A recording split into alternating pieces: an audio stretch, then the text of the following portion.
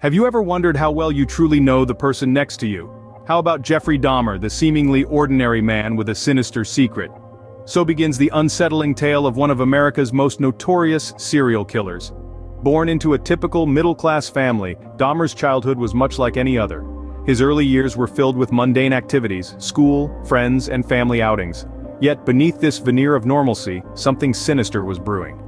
As Dahmer transitioned into his teenage years, disturbing signs of antisocial behavior began to emerge. He developed a morbid fascination with dead animals, a chilling pastime that went largely unnoticed.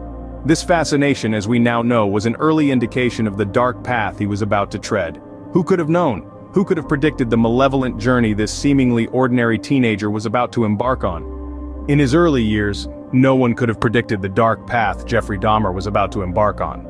As Dahmer grew older, his obsession with death and the macabre deepened, but to those around him, he was just an average if somewhat introverted young man. In the transition from adolescence to adulthood, Jeffrey Dahmer's fascination with the macabre intensified. It was no longer just a morbid curiosity, it had morphed into something far more sinister. His life took a tragic turn in the summer of '78 when he committed his first murder, a hitchhiker named Stephen Hicks. This act, however, was not a spontaneous burst of violence. It was methodical, calculated, revealing the chilling depths to which Dahmer's obsession had sunk. His ability to keep this horrific side of his life hidden from his family and friends was just as terrifying as the act itself. He was a master of deception, wearing the mask of an average young man, while beneath the surface a terrifying predator lurked. He attended family gatherings, laughed at his father's jokes, even held down a job, all while harboring a dark secret.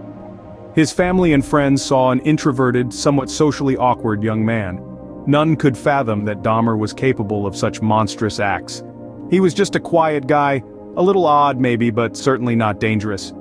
But they didn't know about the darkness that lay within him, the insatiable hunger that drove him to commit unspeakable acts. The murder of Stephen Hicks was the tipping point. Dahmer had tasted the forbidden fruit. His fascination with death had evolved into an insatiable desire to control and possess his victims, a craving that only escalated with each passing year. He was no longer just a curious teenager, he was a murderer, a predator stalking his prey under the guise of an average Joe. But even the most carefully constructed facades have cracks. And as Dahmer's appetite grew, so did the risk of his secret life being exposed. Yet, for almost a decade, he continued his horrifying spree, living a dual life that few could even imagine. With his first kill, Dahmer had crossed a line from which there was no return. In the shadows, Dahmer was not the man he presented to the world. Behind closed doors, he was a predator. This chilling truth came to light during the 4 years between 1987 and 1991, a period that saw Dahmer transform from a seemingly ordinary man into a brutal killer.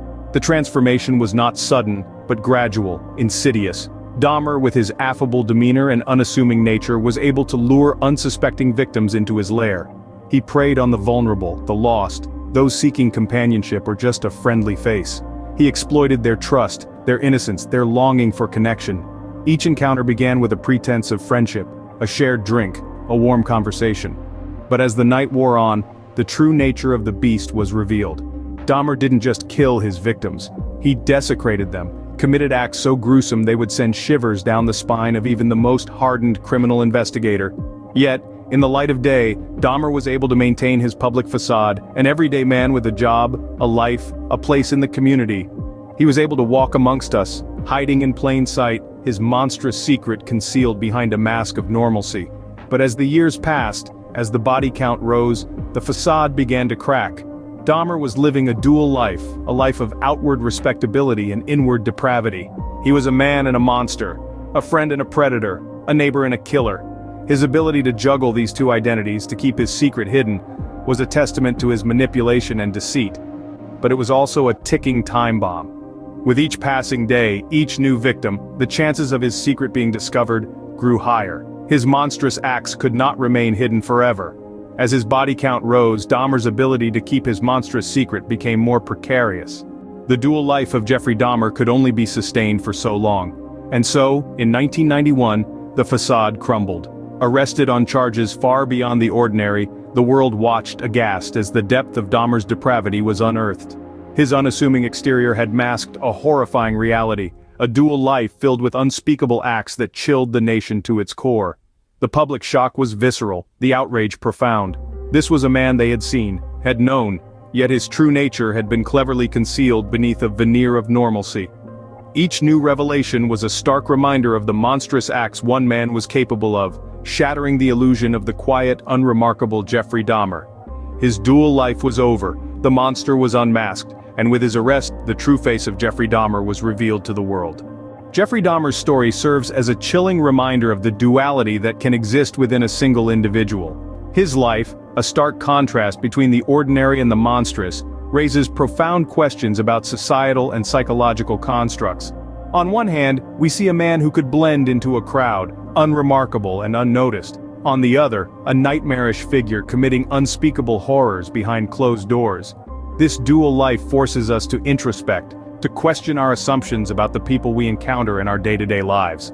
It underscores the importance of vigilance and awareness. The signs were there, yet they were overlooked, dismissed as quirks or eccentricities. Dahmer's story is a wake-up call, a plea to pay attention, to look closer, to not dismiss the abnormal as mere oddity. Perhaps the most haunting aspect of Dahmer's story is the reminder that monsters can hide in plain sight, behind the most ordinary of faces.